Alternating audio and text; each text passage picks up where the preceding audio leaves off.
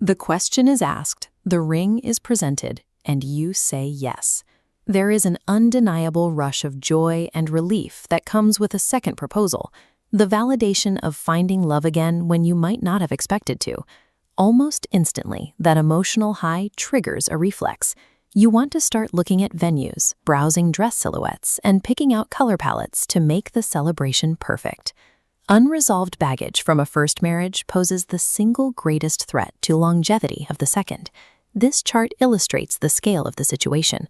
Look at the primary bar. 42 million U.S. adults have married more than once. Now look at the secondary data point right next to it. The failure rate of second marriages is notoriously high and often collapses faster than the first. Statistical failure rates climb when the focus remains on the visible milestones of a wedding ceremony rather than the structural health of the marriage itself.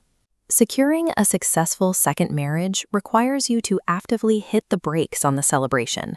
You have to pause the vendor calls and conduct a rigorous, honest check of your own emotional reality.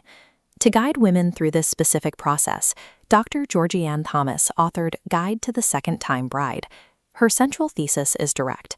True preparation means prioritizing personal healing and introspection long before you finalize a guest list or mail an invitation. Many second-time brides face deep emotional confusion. They are trying to untangle the hurt and habits of their past relationship while simultaneously trying to build a future with someone entirely new. To cut through that confusion, Dr. Thomas provides a specific diagnostic tool, the remarriage maze. Successfully navigating this maze requires a severe trade-off. You must sacrifice the immediate gratification of wedding planning to engage in deeply uncomfortable introspection. Looking at this diagram, you must define your entry point, divorced or widowed. Acknowledging how your previous marriage ended is non-negotiable. Ignoring this routes you into dead ends like acute anxiety or financial strain. Early in this process, Dr. Thomas introduces the Remarriage Litmus Survey. It acts as a required input to thoroughly evaluate your core motivations for saying "I do" a second time. The outcome of this survey is often stark. It uncovers whether a bride is truly prepared for a lifelong commitment, or if she is simply running from the discomfort of being alone. Taking this survey forces a level of self-reflection that will inevitably delay your exciting wedding timeline. The friction at the very first step of this maze proves a critical point. Rushing to the altar usually masks unresolved core issues, and those hidden issues will eventually sabotage the new union. Once the internal audit is underway, the focus must shift to the external actors who are inevitably brought into a second marriage. Couples must map new dynamics, coordinate children from prior relationships, and establish new household routines.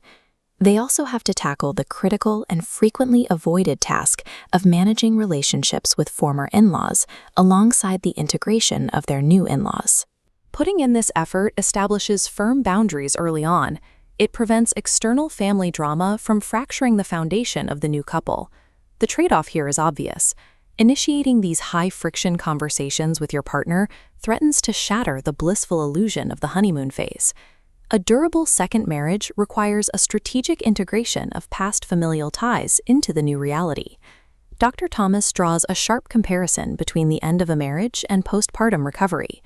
After giving birth, the body and mind require dedicated, isolated time to heal, and a divorce or loss demands the exact same grace period. The time spent between your first marriage and your new engagement must be carefully audited. You have to ask yourself if actual healing occurred during that gap, or if the time was merely spent on distractions. This diagram shows what successful healing looks like within the framework. An unbroken path requires passing through positive nodes, like reaching a stable emotional level and ensuring self-goals achieved, before finally arriving at the remarriage exit. Throughout this specific recovery process, the author asserts that spiritual faith acts as a vital, central anchor to process past trauma. The ultimate trade-off is accepting responsibility. You have to do the solitary, often painful work of self-improvement, rather than unfairly expecting your new partner to step in and fix your past injuries. You cannot build a healthy, lifelong union on a foundation of unhealed trauma. Absolute self-sufficiency must precede the new commitment. This matrix synthesizes the two mindsets competing for a bride's attention. We are comparing what it means to be ready for the wedding against being ready for remarriage, across focus, timeline, and conflict avoidance. The wedding mindset is entirely external. It operates on an immediate, rushed timeline, and it carries a high desire to avoid any conflict that might ruin the celebratory mood. By contrast, the remarriage mindset has a deeply internal focus. It relies on a paced and patient timeline, and it exhibits a low avoidance of the necessary conflicts required to build a solid foundation. The defining rule for the second-time bride: logistical event planning must be entirely subservient to psychological preparation. This entire evaluation framework maps perfectly to the anxious pragmatist. This is the bride genuinely excited for her future, but terrified of repeating past mistakes. Working through Dr. Thomas's maze yields the exact tangible checklist she needs. It replaces broad anxiety with structured confidence. Conversely, this process is not for brides solely looking for traditional event logistics, nor is it for those unwilling to confront the painful reality of a previous divorce.